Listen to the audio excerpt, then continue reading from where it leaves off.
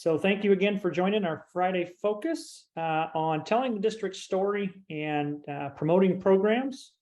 Let me just mention our overview of the format for these webinars. They're quick hitters, which is sometimes a challenge. Andy will have about 10 minutes to share strategies and insights, and then we'll turn it over to Jerry for some other thoughts, strategies, insights. He has some presentation slides to share. When we're done with that, I'll turn folks in breakout groups, probably smaller groups today, just so you get a little chance to network, share ideas, and digest the information shared. After our Friday Focus, with the help of Amanda, who is gifted at this, we pulled together our Friday Focus recap, and we'll put that in our YouTube channel so that folks that are not on today or couldn't make it can certainly get the same insights that are shared during our webinar today. So look for the Friday Focus via social media and on the website as well. Thanks again for joining today, and happy Friday. With that being said, Andy, thanks for joining us today. I'm going to turn it over to you, and I'm hoping you can give some nuggets of wisdom around telling your district story, which you've been really successful at doing. Sounds great. Thanks, Trent. I apologize for my background today. I'm actually in Jefferson, Iowa. I'm part of this Leadership Iowa training over the next several months, which I'm excited to be a part of. It's definitely out of my comfort zone because I'm the only educator in the room out of 40 people. So I'm here today, and I didn't want to tell Trent no. And so I've carved out of just a few minutes in my schedule to do it, but I had to do it in my car. So I do have some notes here. Just to give you a little background about myself real quickly. I've been a superintendent for 12 years. I spent the first 3 years at Andrew as superintendent/principal. After that, I spent 2 years as a shared superintendent between Andrew and Easton Valley. And then for the past 7 years, I have been at Central Lee Community School District in Donaldson, Iowa. It's actually where I grew up.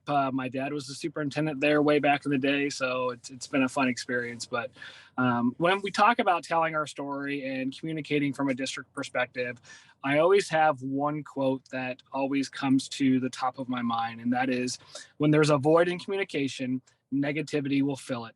And I always remind my administrative team about that quote because it does tell us that if we're not communicating and we're not telling our story, somebody is. And more often than not, that's going to be a negative story or a negative piece of communication from our school district. So here are some things that I do as superintendent.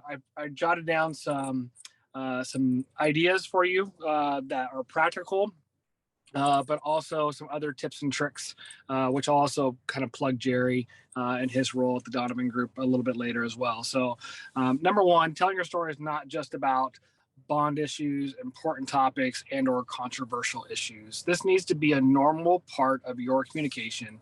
And if you only ramp it up for when you have something important to talk about, it just doesn't come off as authentic. So you need to be thinking about how you do that.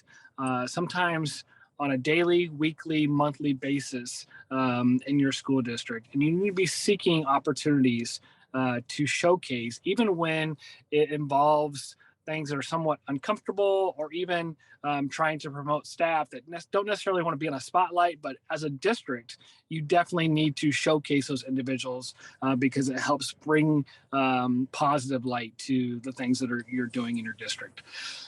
As a superintendent, you have to drive the work.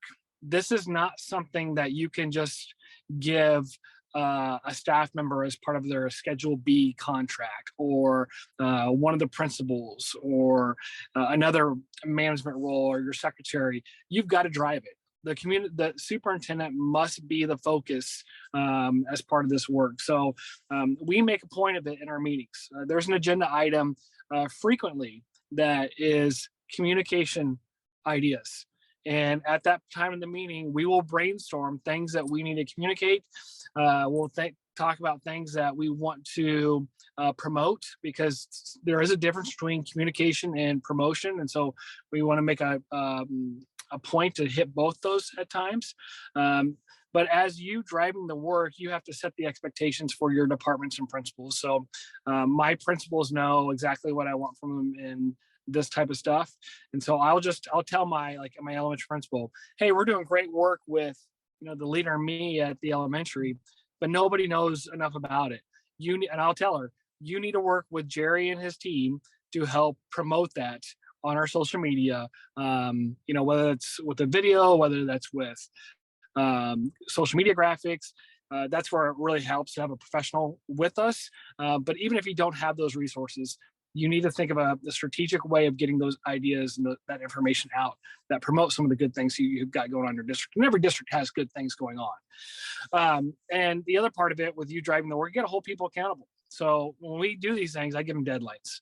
And so I'll say, hey, by October 30th, I want my transportation director to have 2 social media posts about the need for bus drivers, or promoting one of our most recent hires that's done a great job and is really enjoying the role. So thinking about those kind of things, but giving them a hard deadline and then holding them accountable for that as well. Because if you don't do that, then it's never important to the people you work with. But if they have the deadline, they're going to hit it and they're going to get it done. Number 3, you got to model the way. So you can't delegate all this onto all your principals and teachers.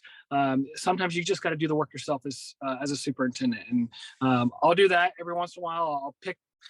I have the luxury of, I get to cherry pick the things that I like to promote out there for our district. And sometimes I use Jerry and his team, and sometimes I don't. But I have become very accustomed to using Canva. And we have a rule, like, we don't put anything on social media if it doesn't have a graphic with it, because that's what gets shares, that's what gets eyeballs. And so my entire administrative team is really good at Canva, and that all started with me. Not that I'm taking credit of being a Canva expert, but they see that I've modeled that behavior, I help them, and that way it has then transcended into them using the same tool and wanting to get better at it, and using it for whatever they're promoting within the departments. My athletic director has become really good at it, because I told him, like, hey, Wes, when you put a score out there at the end of the game, it can't be just text. It's got to have a graphic. It's got to have our logo, because that's what gets eyeballs. That's what gets shared. And so he does a really good job of getting those things in graphic form these days. Last one, be consistent. You got to have a schedule. If you don't have a schedule, once again, things won't happen. So work with your team to create a schedule of promotional events throughout the year. This is why I love working with Jerry. Jerry sends me social media posts all the time, so we don't have to do it anymore. He's our schedule maker for that. But there's other things that we're telling our story about that we do have a schedule. So if you are a 2nd grade teacher, like, you have a certain point in our calendar where you're going to have to write something about what's going well in 2nd grade. And every department has that in our school district. And we do a really good job of having a process for getting that information out, whether it's on the website, whether it's social media, or whether that's going in print. We have a process for doing that, and it works really well because everyone knows what the schedule is, and we remind people once a month when they're coming up and those kind of things. So once again, the superintendent and my team in my office drive that work. Some other tips and tricks before I turn it over to Jerry for the main event. Number 1, as a superintendent, you've got to know that if you write a press release, the paper is going to print that press release, sometimes in verbatim. So use that to your advantage. Anything good that you have going on, if you hire a head football coach, head basketball coach, whatever, we hired a new music teacher a few years ago. We wrote a press release and we sent it to the paper, and that got buzz, and that got printed in the paper. So if you write press releases, it's going to get printed because they need to fill columns, they need to fill space, and they're going to take that. And like I said, most times they're just going to print it verbatim, and that's the story in the paper. So if you're writing the message, what a great way to carefully ensure that it gets communicated the proper way. And I've gotten to the point where I write a lot of press releases. Sometimes I will email Jerry and be like, hey, I don't have time for this. Here's the key parts. And him and his team will write it, which I love, but I don't do that to him a lot, but occasionally I do. But get used to writing press releases and have that list of media that you send to every single time. Number 2, and this is talking about Jerry, you're not an expert at this. So if you can, hire an expert.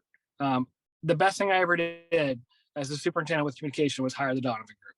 Now, we did it early on to promote a bond issue, and that helped get our bond issue over the hump. And then they helped us for free for a few months with COVID. And then I decided we got to start paying these people again.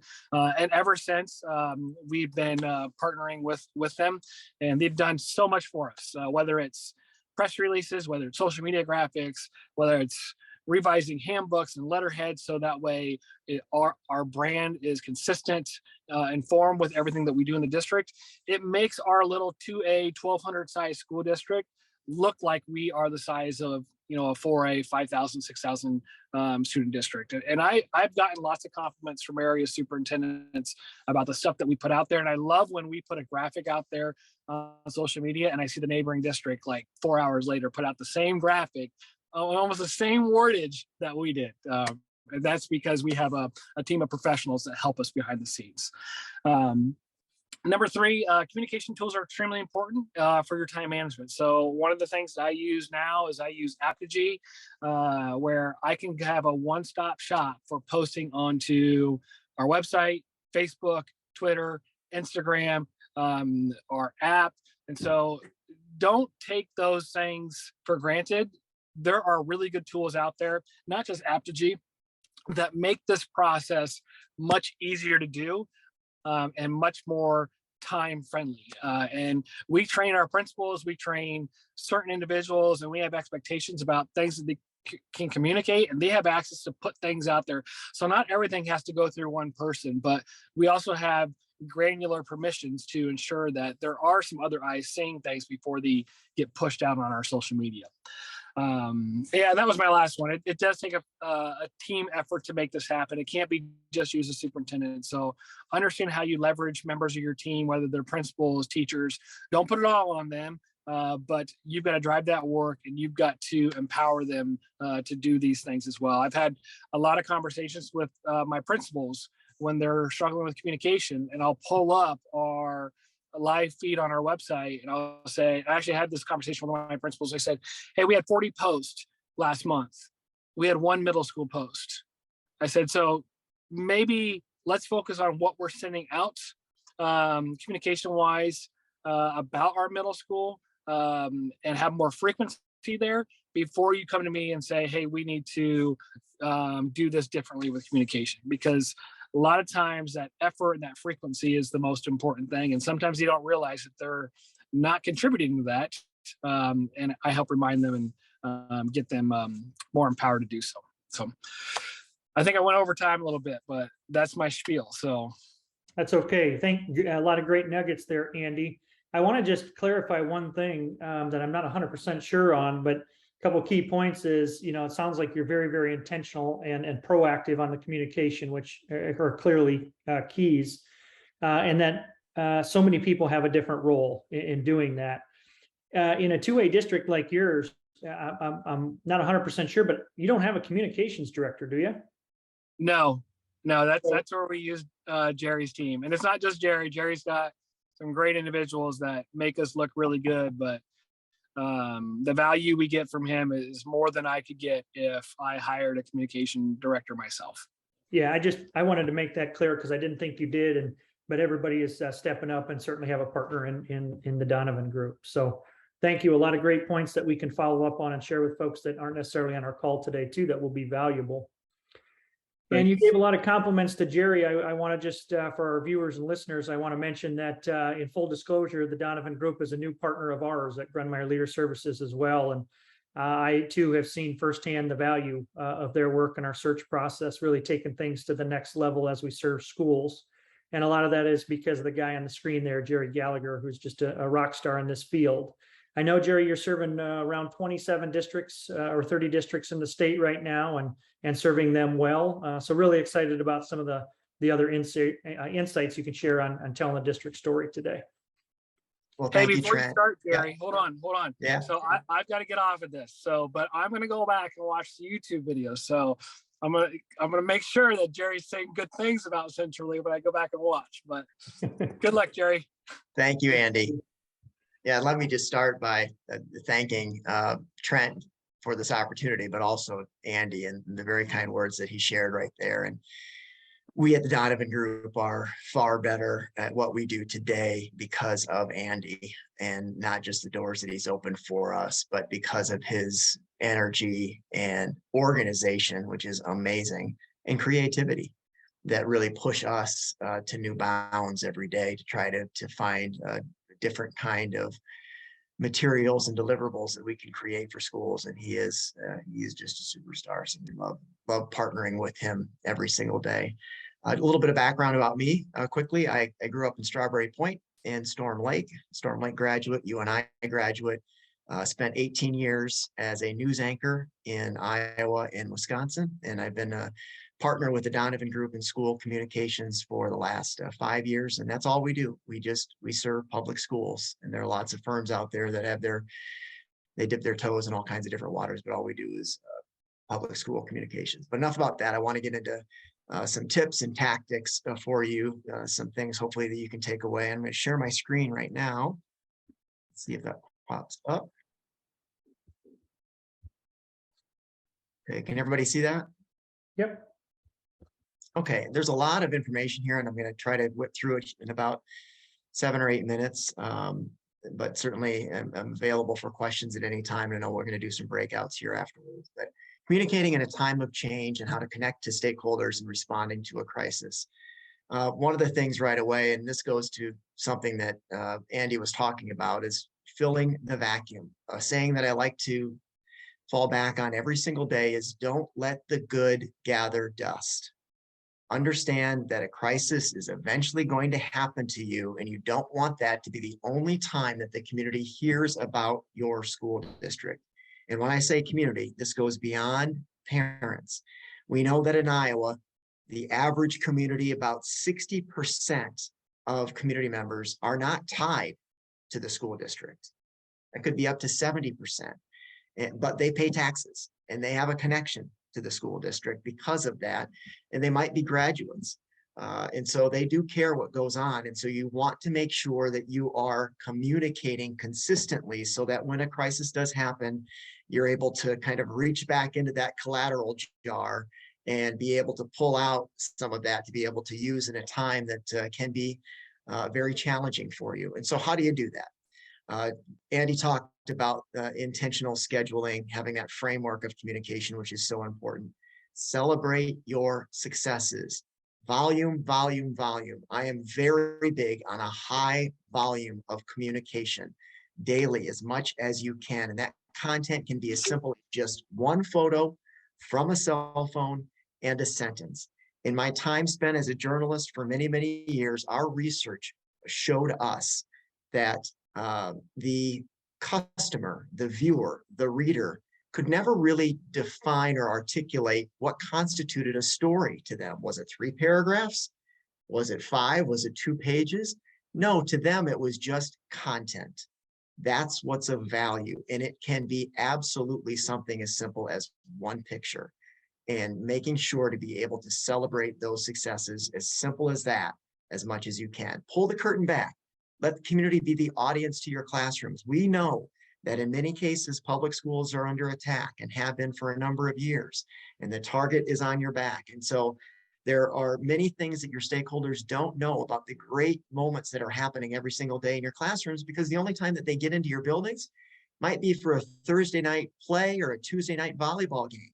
They don't know what's happening in science. They don't know what's happening in math. And so it's very important to be able to pull back that curtain as much as you can and let them know when to post and when to communicate.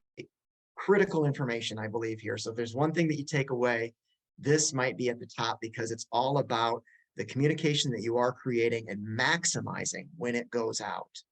Try to avoid Friday afternoon communications. There are lots of schools out there that will send a Friday recap. This is what happened in our classrooms. And so they'll send that to parents.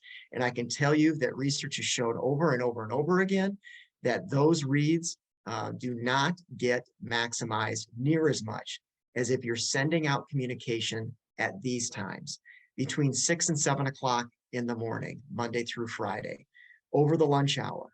Think about the times that your parents are lined up to pick up your kids, your students after school. 2:50, 3:10, they are looking at their phones that entire time that they're in park.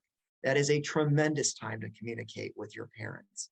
Also at night, I would say anytime between the hours of 6 and 8 o'clock, also a really good time to do social media, do parent letters, those kinds of things. And then the number one time, the number one undervalued time to post to social media and to communicate otherwise, Sunday night. That is the time that parents and stakeholders have refilled their bucket. They're out of gas on Friday, but they've gone through a weekend, they've recharged their battery, and there's a reason why Sunday Night Football is the top ranked television program every single year. That's why advertising goes for what it does for that program, because everybody knows in that world that the highest number of people are on their couch at that time, and many of them have a device with them. And so that's when they filled the lunches for Monday morning. That's when they're looking ahead to their schedule for the next week. And they have a lot more capacity to be able to take in that parent letter, that school update, that social media post, that 3-minute video you want to send out. Great time to communicate is Sunday night. Also, when filling the vacuum, think about developing relationships with your media partners. Be proactive about going to them and not reactive and only waiting for that crisis to happen. That's the first time that you hear from that radio reporter, that newspaper reporter, that television anchor. You want to be the one to initiate that, to set the stage for what could be something very productive for you. Invite them into your buildings. Ask them to go have coffee. If you know that somebody just moved into town, knock on their door first, because all of these things could benefit you in the long run. Using video to show and tell. We know that video breaks through the noise. We know that video is the fastest moving form of communication, and that's been the case for the last 5 years, and I don't think that that's going to be stopping. As I mentioned earlier, at the most basic level, all you need is a cell phone to be able to tell a story. We've got teachers that on Wednesday afternoon at 3 o'clock are taking their cell phone and they're going in front of their class and they're doing 45 seconds and telling through that video on their phone what lesson they just wrapped up. And you get some happy kids in the background, very short message, almost like in the form of a commercial. You put some music and graphics to that, and that can get thousands of views. And it doesn't take very long to do. But that's how you can have teachers and staff use cell phones to be able to tell stories for you. Showcase a day in the life of your district.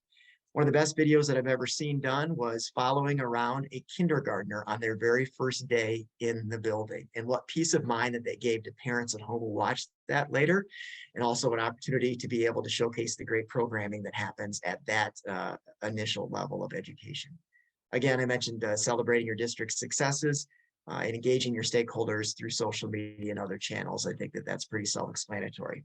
Big thing here.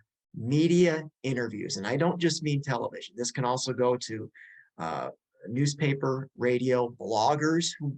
We have seen the transition to blogging in local communities as a way to cover schools. And so one of the big things that I tell schools is know who is asking you the questions.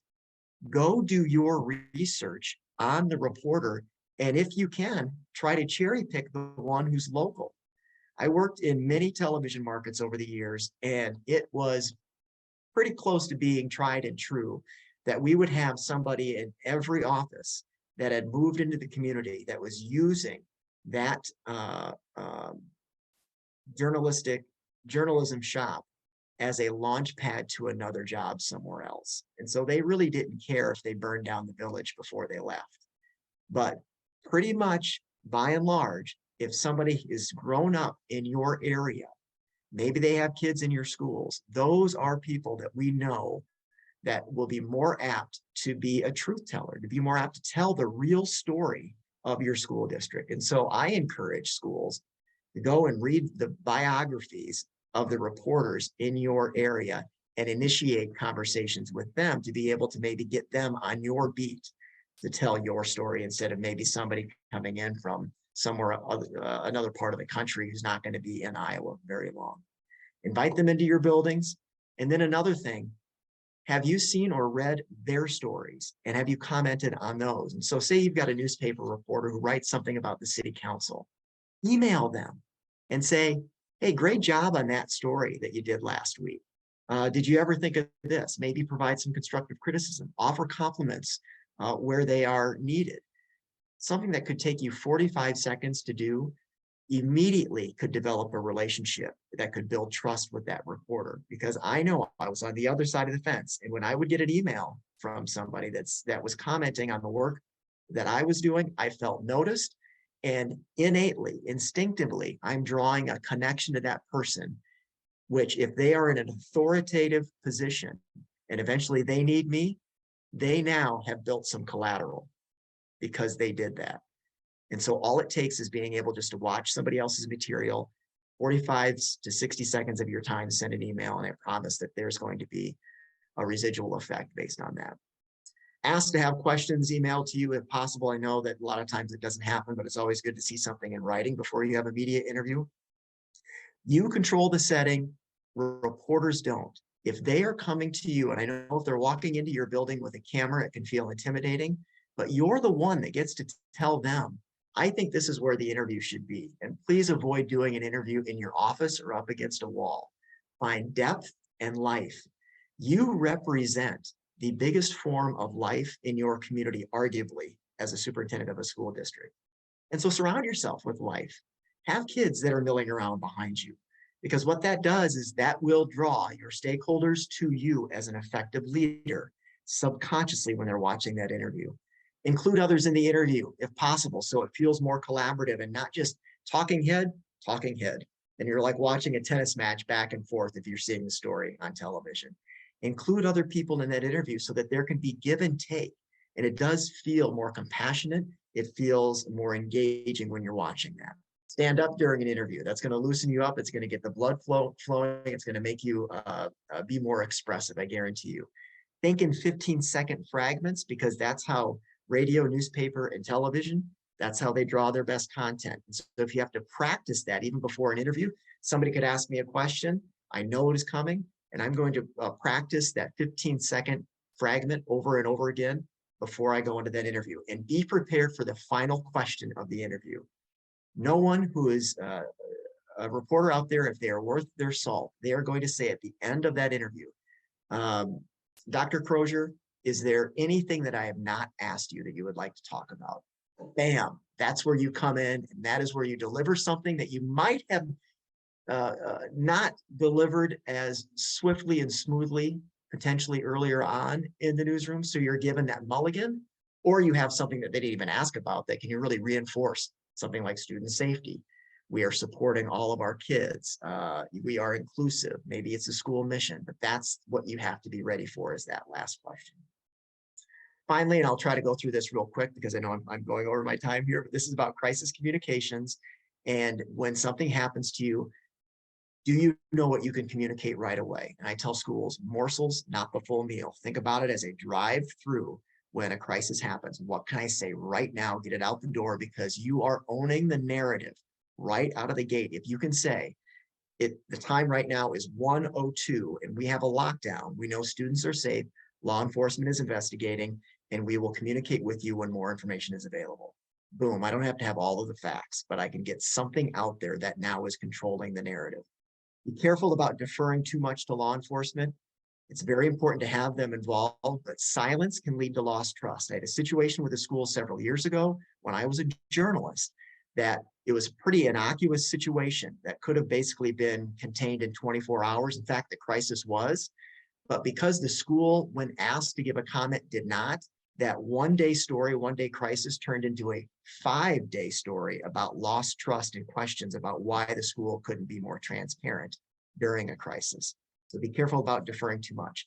Cast a wide net with platforms, starting with family, staff, and board to let them know what's going on. Multiple ways to be able to communicate during a crisis. Think about turning off comments on Facebook. Set guardrails for the media so that they understand their rights and where they can be. Telling them that this is the next time I'm going to convey information, and please, if you can avoid calling our front desk, because we've been basically swamped with phone calls from the media when we have parent calls coming in. Setting up a social media watchdog group. This can be stay-at-home parents. This can be community leaders who are have the opportunity to be on social media when they're at work. But these are people that can watch what's happening as a crisis unfolds, and either can be spokespeople for you, who are ad hoc spokespeople, or that they can contact you and let you know when there's a potential brush fire turning into a wildfire. having people that are out there that aren't necessarily in your buildings being a watchdog group for you is very important. And then finally, following up with all stakeholder groups, law enforcement, and media after a crisis, something that a lot of schools don't do, but I believe helps to complete the circle of trust is when you can go out at the end of a crisis and talk about things that we learned. How did the process work? Thanking the community for their patience and support during that crisis. That can go a really long way. So apologize for being so wordy. I tried to go pretty quickly. That was the end of my presentation. And if you have any questions, I've got my contact information. Thank you, Jerry. Yeah, a lot of great information there. I just got to say that the idea on the watchdog group had never crossed my mind before. It's kind of an interesting strategy there that seems to make good sense. And the other thing that crosses my mind in that example you shared with, an innocuous situation that should have really been put to rest, but turned into a multi-day issue. It makes me think about, Marzano and Waters' old research about situational awareness and the number one correlate to student achievement in regard to leadership and what they can do to affect student achievement is situational awareness and how you address those distractions and issues that, in your example, unfortunately, took more time and distractions away from teaching and learning than diffuse them. So just a good reminder there for all of us. Good stuff. And I'm going to put in the chat here Jerry's contact information and website if you have questions as a follow-up, because he went quickly and a lot of great information. Before we break into probably just one breakout group today, I just wanted Amanda to share. We just got done with a marketing boost, which if you're not quite ready for Jerry's meat and potatoes, we do a little bit. Amanda's gifted at Canva and social media and graphics. So I just wanted her to show real quickly. I put her on the spot here, what she did with Garner Hayfield Ventura here recently as a little marketing boost. And then we'll get in our groups and pull her together on a Friday afternoon. Yeah, so sorry, I'm getting around here to my flyer. There we go. If you were at our onboarding day, you got this flyer in your folder, but I had the opportunity to go to GHB and participate in some of those retention interviews and build a photo library for them. So I just wanted to share that after interviewing 7 different teachers, I was able to put together kind of these fast fact sheets that they can use to share on their social media, or some things we talked about are sharing these when they're putting job postings out or interviewing potential candidates about why their staff are staying there and why they want to be in that district. So again, telling the positives in their district and being able to own that narrative. So each person I interviewed, I gave some facts and a couple of their answers. And then at the end, built this sheet with all of their whys. And I know Trent said he talked to Ken about using this in their job postings to have those positives about, again, why are they choosing to be in your district, to stay in your district. So that's really, it's just awesome to see all in one place why they're wanting to be and stay there. Another piece of this package for them is a photo library that they can pull from, and it's got close to 100 edited photos for them to use again on their social media, however they choose, in emails, newsletters, just a variety of scenes and pictures of all the different classes they've got going on, exploratories, just action shots of what's happening in their day-to-day that they can choose to use however they please. And then finally, some social media pieces that they can use.